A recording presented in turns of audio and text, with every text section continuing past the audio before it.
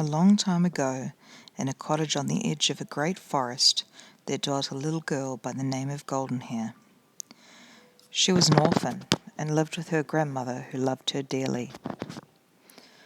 The grandmother was very old, and so most of the housework was done by Goldenhair. But she was so young and strong she did not mind that a bit, for she had plenty of time to play and was merry the whole day long. Although little Goldenhair lived far from other children, she was never lonesome, for she had many friends and playmates in the wild creatures of the wood. The gentle, soft-eyed deer would feed from her hand, and the wild birds would come at her musical call, for she knew their language and loved them well. Goldenhair had never wandered far into the forest, but one day in the early autumn time, as she was gathering bright leaves and goldenrod, she strayed farther than she knew and came upon a lonely, grey cabin under the mighty trees.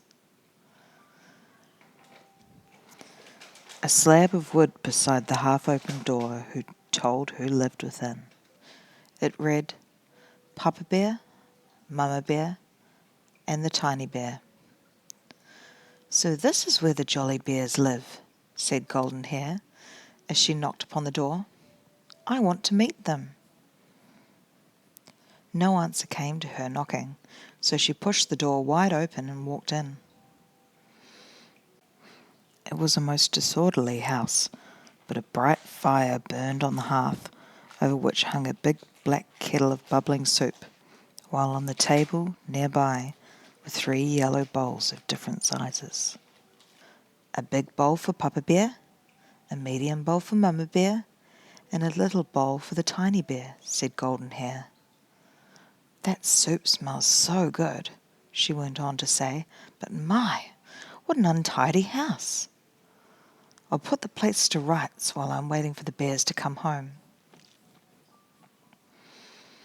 So she went to work to sweep and dust, and soon had the room in order. Then she went into the bedroom and made up the 3 beds, the big one for Papa Bear, the medium-sized one for Mama Bear, and the little one for Tiny Bear. She bustled and had everything as neat as a pin, when in bounced 3 jolly bears. For a moment the bears stood speechless, with wide open eyes, staring at Goldenhair, who had stood like a ray of sunshine in the dusky room. Then they burst into loud laughter and made her welcome to their home. When they saw how nice and clean it was, they thanked her heartily and invited her to share their dinner, for the soup was now ready and they were all hungry. Goldenhair spent the rest of the day with the 3 jolly bears, playing Hi Spy, and many new games which the bears taught her. When the afternoon sun was sinking in the west, the little girl said she must be getting home, for her grandma would be anxious about her. The 3 bears would not let her go alone, so they all set off together through the twilight woods, a merry company. Goldenhair rode upon the broad back of Papa Bear, while Mama Bear and Tiny Bear walked gaily on either side. In this way, before night had fallen, they came clear of the wood and up to the home of Goldenhair.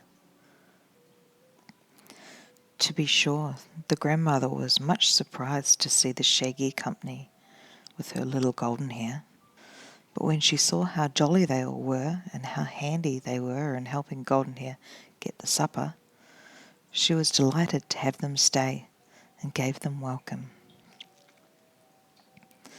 Papa Bear split the wood, brought it in, and built the fire. Mama Bear got the tea kettle and filled it with water that was carried from the well by Tiny Bear. And soon they were able to sit down to a good supper of hot biscuit, wild honey and pumpkin pie, with tea for the elders and nice sweet milk for Goldenhair and the Tiny Bear.